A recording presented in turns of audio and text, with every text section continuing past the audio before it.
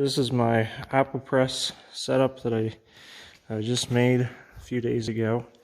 Got the apple press off Amazon.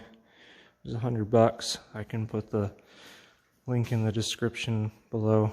A nice little press. It's a 4.75 gallon press and it works pretty good.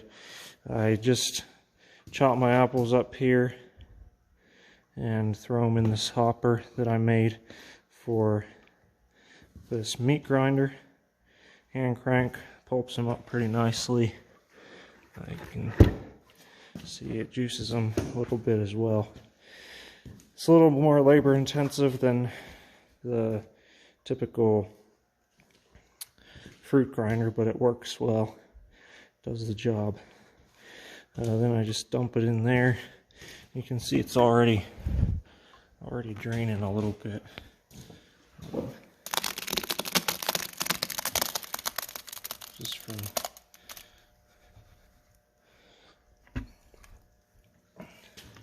Just from pulping it.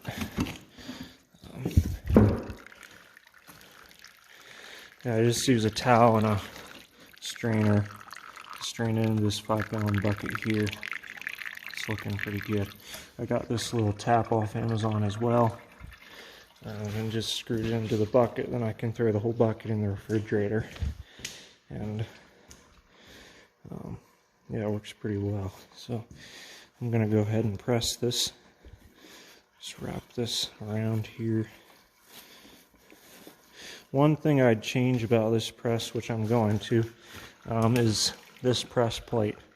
It doesn't fit snug around the outside, so it makes the pulp want to squeeze up out.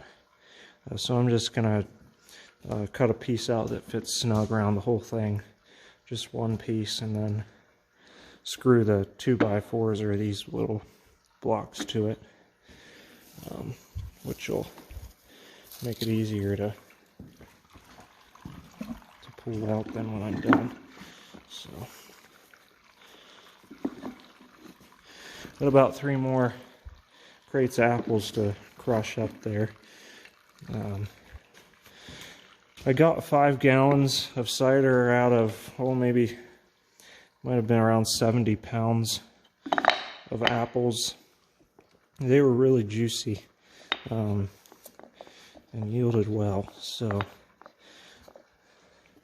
I was excited. This is the second batch of cider that I'm doing, so I just stack these up here like this, get it as high as possible.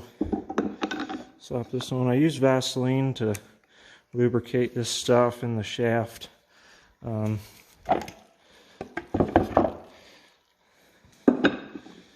Just because I don't want motor oil in the apple cider. So you can kind of press this just by hand at first. You don't want to go too high or it'll overflow over this little rim here.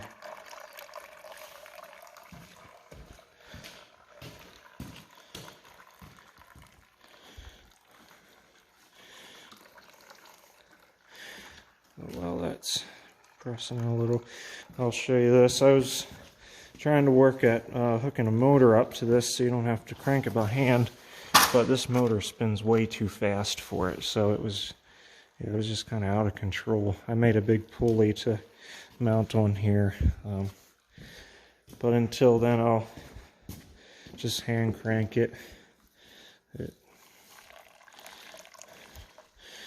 It's a lot nicer though if you got 2 people, because cutting and cranking takes a while. So if I can get a motor for it, it'll really speed things up. But that's the setup. And after a while I put this here rod on it they send. So they give you everything with this press except for enough blocks to stack in there. They only give you those 2 small ones. But 2x4s are faster anyway. You'd have a 20 blocks in there with those little ones to get it to the height you need.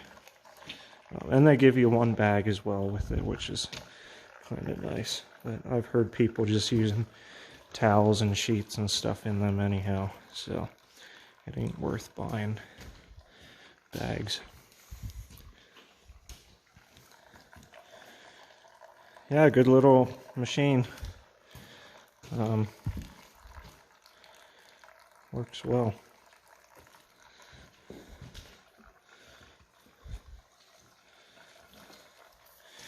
And it's not too expensive either. I got all this stuff here, aside from the apples, costed me probably 110 bucks. I got the meat grinder for a few bucks from a yard sale. So